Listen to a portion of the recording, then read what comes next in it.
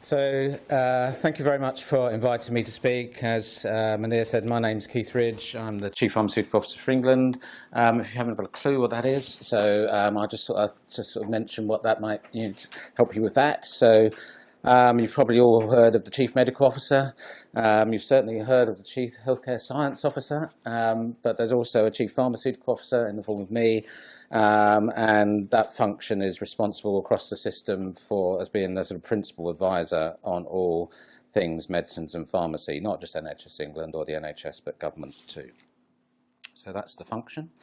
I'm going to sort of give you an overview of a programme of work which I think is going to become very relevant to your world and indeed to mine, and it's called the Medicines Value Programme, and it's something which is at the top of the office in NHS England. Medicines are a sort of truly wonderful thing, as I tend to say. I'm a pharmacist, so I would say that, wouldn't I? But they do cause some issues, which I'm sure we all know about. So whether it's avoidable admissions to hospitals for a whole variety of reasons. We think from the literature, and Deeman has contributed to that literature, I'm sure others have too, it's about 5 to 8% of admissions to hospitals which could be prevented. That's probably about double when you're over 75. Sally and others, Davis and others have been doing some work, including myself, around antimicrobial resistance, and in part that's about appropriate use of antibiotics. The joy known as of adherence to medication. NICE have told us since about 2009 that about half of people don't take medicines as intended. And the thing known as polypharmacy is becoming a real problem, in my view, globally, and I'll mention that later on. And of course, then there's the money.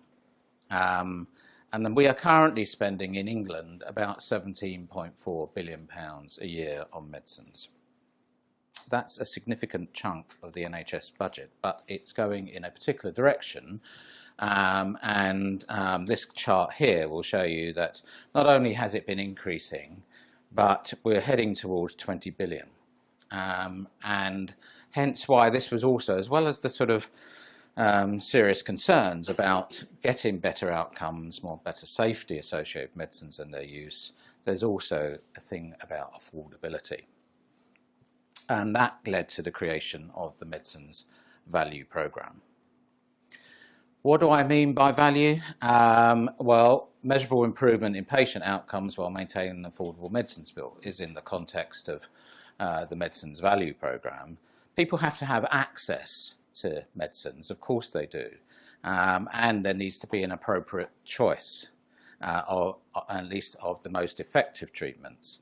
But we also need to improve quality, and by that I mean safety, clinical effectiveness and patient experience through the prescribing process, the interaction with patients, shared decision making, etc., and all of that.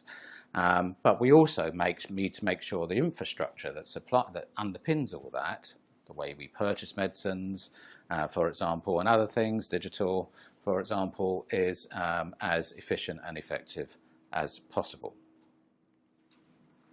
So that's why we set up the Medicines Value Programme, and that has 4 components to it, 4 domains.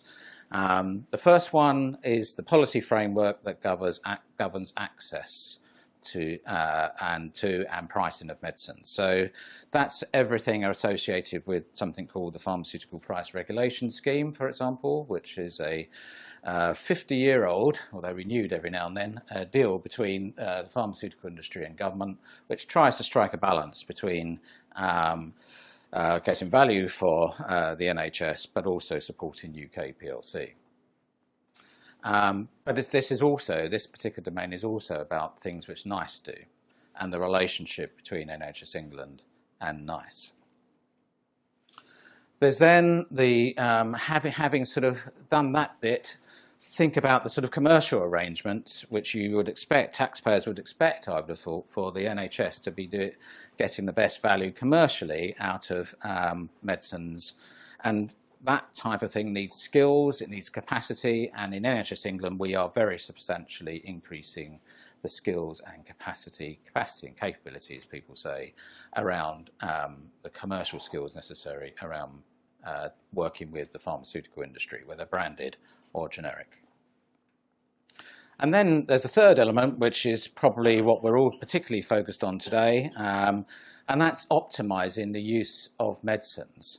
That's sort of easy to say. So that is all about working with patients, but also clinicians in the broadest sense and others, the system more broadly, to get best outcomes in the context, or better outcomes in the context I described in my first slide. And it is indeed probably the first time in a national programme of work where we've got a really clear programme of work associated with optimising the use of medicines. I've been in this area for a long time, and I think this is a sort of, we've done a lot in policy terms up to the point people prescribe, but we probably haven't done sufficient beyond that in terms of the actual patient use of medicines. And then the fourth work stream is developing the infrastructure to support all of the above, the supply chain, digital, and what have you. The Medicines Value Programme, I should have said, has a programme board. It sort of brings together the system. There are representatives from across the ALBs, the arm's length bodies, across the NHS in England. The Department of Health maintains a ongoing interest in the programme, and we've been up and running for a while now. We're in the process of trying to build some consensus as well, and there are a range of clinical and patient engagement events. We've got another patient engagement event pretty soon around this. We're also established something called Regional Medicines Optimisation Committees, chaired by the regional medical directors, four of those committees, which are trying to bring together consensus across regions around particular issues, particularly associated with the optimisation part, but only to sort of do that once and to get some sort of national working across the system for those sorts of issues. We've been working with a range of stakeholders, including industry and others. Industry have been part of the establishment of the Regional Medicines Optimisation Committees, for example. I was very keen for that to happen. Not only did I help establish NICE, I also helped set up the Scottish Medicines Consortium. And what I learned from both of those was the importance of working with industry around that. And also, I'm here today to give you a bit more background to the programme. So I've mentioned this already, the policy framework that governs access to and pricing of medicines. This is also, of course, in the context of the industrial strategy and Brexit and all of that. Enough said around that, I guess. But we're working closely with a range of partners across the system to understand and get best value from not just the pharmaceutical price regulation scheme, which is up for renegotiation as we speak, but also around access as well, maintaining appropriate access to clinically and cost-effective medicines. I'm sure many of you will know this, the sort of life cycle of a medicine in terms of the pricing arrangements and how the sort of how a branded medicine has a sort of secure market for a while, and then competitors are introduced, and eventually the product comes off patent and the generic is introduced. And of course, at that point, the sort of cost decreases, and we're seeing probably the most one of the most interesting areas of that sort of process. It's slightly different, is the world of biological medicines at the moment, and biosimilars in particular, where there are some significant changes, both in terms of pricing, but in my view, access as well. If there are any other pharmacists in the audience, they will recognise this diagram on the right, which is a sort of framework for medicines optimisation, which has been adopted by NHS England in a number of policy documents. This patient-centred, value-driven outcome approach to medicines and their use, surrounded by four principles, where it's about sort of aiming to understand the patient's experience around medicines and their use, but it's an evidence-based choice. It's as safe as possible, and do this in your practice every day. And we've got a range of initiatives already in place and being developed. I've mentioned biosimilars already. I'll say something about patient safety and medicines errors in due course, and indeed polypharmacy. Some of you will be aware of the work we're doing around low-value medicines and the appropriate use of over-the-counter medicines. And I've mentioned AMR, and again, I'll mention that a bit later. But I guess really why we're here is to sort of think about, well, surely pharmacogenomics can help us with this and to get better value. So a bit about the regional medicines optimisation committees. They're an important part of the delivery chain as we see it. And the 4 regional medical directors with their committees of clinicians and others coming across the system from across the region to be able to address particular issues, as I say, 4 regional medicines committees, but acting as one to reduce duplication and to sort of get some sort of change associated with those particular issues I mentioned earlier. So I might just dwell a little bit on safety. About 11 months ago, the World Health Organization issued a document which is their 3rd patient safety challenge, global patient safety on medication error. And I've been working closely with the Secretary of State about sort of what can we do in terms of in this country to really start to make significant improvement around medication safety in the context, for example, of a higher than we would want level of admissions to hospitals which could be avoided, but also a sort of understanding from research in the past about that sort of really quite worrying and concerning level of medication error. And by error, I don't just mean slips and lapses, I mean sort of appropriate monitoring, appropriate review of medicines and their use.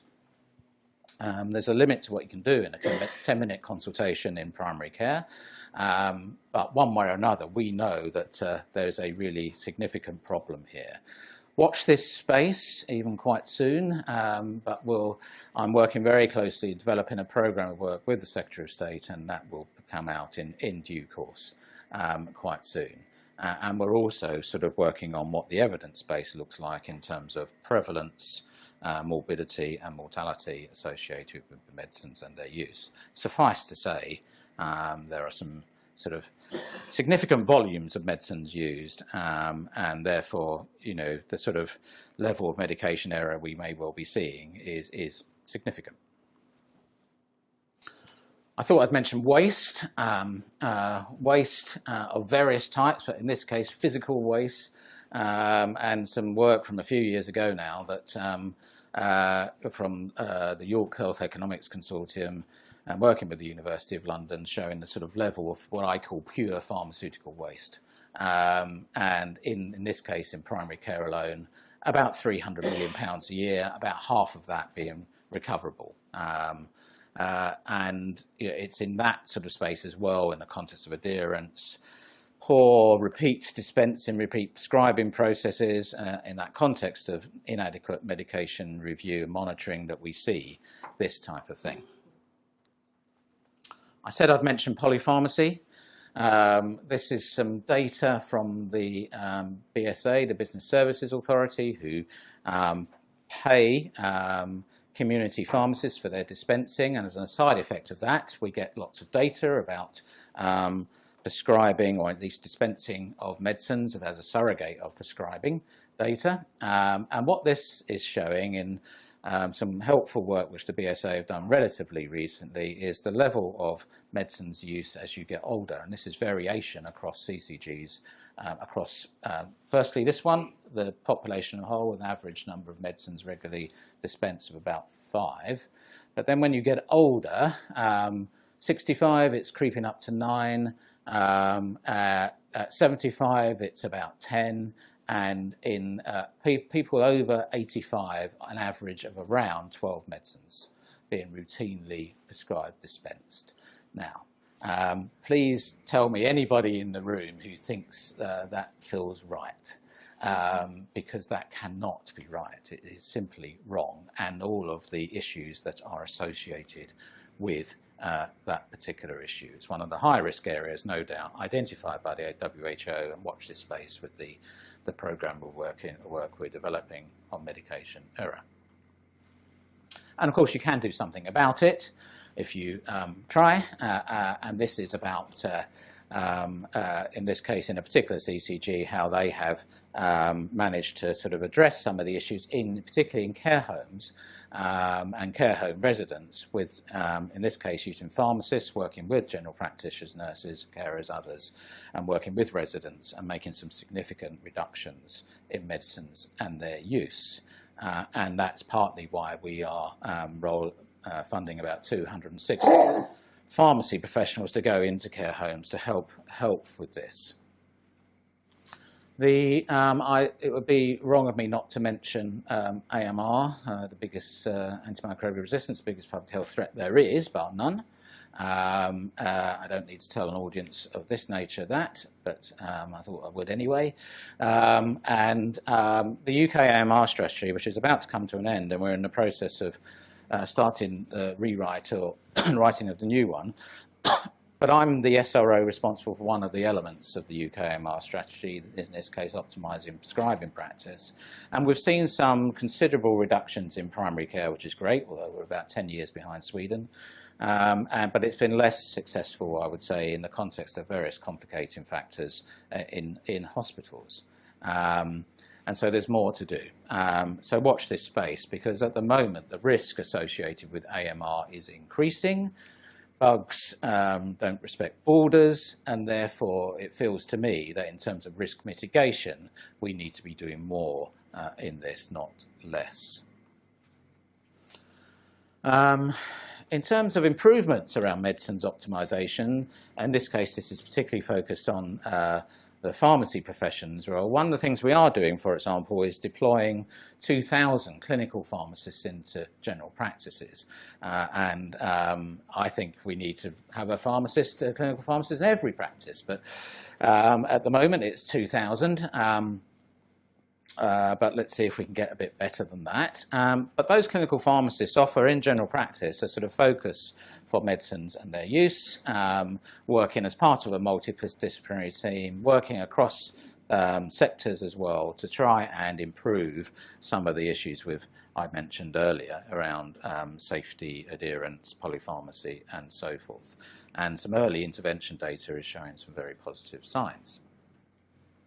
So, what about pharmacogenomics? So I've titled this P450 and beyond because I sort of started my pharmacy career in 1984. I sort of fluffed around for a few years before that. I did various things. I guess it wasn't long in my lectures before I heard about P450 and inducers and all that sort of stuff. I think even the word pharmacogenetics was around before the timeline which Munir put up, but maybe I just misheard it. But it's sort of, it's been a while. And but I think my feeling is we are clearly getting somewhere, and there are people in the audience here who are, I'm sure, world leaders in their field. But it feels as though that we are finally getting somewhere. So my advice to you, and indeed to others, is that we need to sort of look at the sort of pairs with drugs and gene pairs which would actually make a difference, both in terms of patient outcomes, but in the context I've described around the financial context, cost as well. So there is a group using this methodology to sort of come up with those candidates, and we're not quite finished yet, but I'm sure we will be in the near future. And that, for me, will, I think, then give us a sort of target of, where should we put our sort of initial sort of resources in order to make this work in reality. And not only that, we need to think about implementation, not just in hospitals, but in primary care too. And finally, I thought I'd mention the fourth arm, the sort of infrastructure of the Medicines Value Programme. And that includes digital. I'm the business sponsor for one of the domains of the National Information Board programme. It's called Digital Medicines. We're in the process of having a look at the content of that. But we all know that data is key to the future. And this final slide sort of just sort of gives you an idea of where some of the data work, and there's others as well, but in this program of work, the sort of secondary uses of data, how that fits into the medicines value program indeed will become, and rightly so, an increasingly core part of that, both in terms of outcomes and quality, but also in terms of an efficient and safer supply chain to deliver that sort of value that I mentioned. Thank you.